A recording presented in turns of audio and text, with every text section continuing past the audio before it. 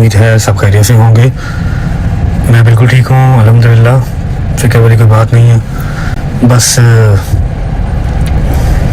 क्या ही बोलूँ, 2-3 दिन ज़रा अपने आप को टाइम दिया हुआ था, थोड़ा सा साइड पे हुआ था, सारे अकाउंट्स वगैरह बंद थे।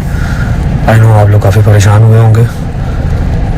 1 मिनट का वॉइस मैसेज होता है, इसके अंदर मैं हर चीज़ बोल नहीं पाऊँगा, सुना नहीं पाऊँगा। कल इंशाल्लाह सी यू गाइस टुमारो 7 PM। अभी अभी सुनने में ये आ रहा है कि रजब भट्ट साहब वापस आ गए हैं। 2 दिन के बाद उनकी फूंक निकल गई है और उनको ये एहसास हुआ है कि जो उन्होंने 2 दिन तक व्लॉग नहीं डाला था तो जिसकी वजह से उसको बहुत ज़्यादा डॉलर का नुकसान हुआ है, तो अब उन्होंने सोचा है कि अपने फैंस के लिए उनको वापस आ जाना चाहिए।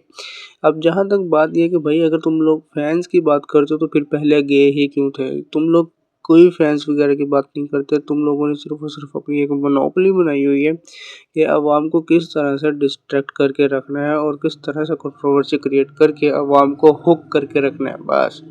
अब अगर देखो बात होती वाकई दिल की और पर्सनल प्रॉब्लम की, तो ये ज़्यादा देर लंबी चलनी चाहिए थी, सिर्फ और सिर्फ 2 दिन तक नहीं होनी चाहिए थी। अगर डिप्रेशन का अटैक हुआ है तो वो डिप्रेशन का अटैक सिर्फ 2 दिन के लिए नहीं होता, वो हफ्ते के लिए क्यों नहीं होता, वो महीने के लिए या फिर साल के लिए क्यों नहीं होता।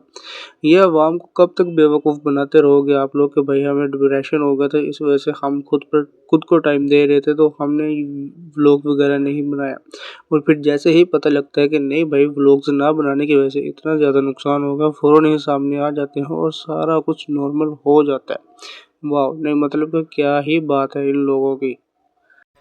अगर तो आप लोग रजब भट्ट के डाई हार्ड फैन हो और उनके काफ़ी पुराने फैन हो, तो आप लोगों को पता होगा कि ये कोई पहली दफ़ा ये हरकत नहीं की रजब भट्ट ने, बल्कि ये पहले भी बहुत बार इस तरह की हरकत कर चुका है, जहां पर आपको डिस्ट्रैक्ट करता है और आपको टेंशन, एक किस्म का डोपामिन देता है कि भाई पता नहीं मुझे क्या हो गया, मैं ऑलमोस्ट मरने ही वाला था लेकिन फिर अल्लाह का करम हो गया, मैं वापस आ गया हूँ सिर्फ़ और सिर्फ आप लोगों के लिए। अल्लाह ने चाहा कि मैं अपने फैंस का दिल ना तोड़ूँ, उनको अपने व्लॉग्स वगैरह दिखाता रहूँ, तो इसलिए मैं फिर वापस आ गया। ये वाक़ई फैंस की बात है क्या? नहीं, फैंस के लिए पहले तुम लोगों ने क्या किया है? कुछ भी नहीं, जो कुछ किया है अपने लिए किया है।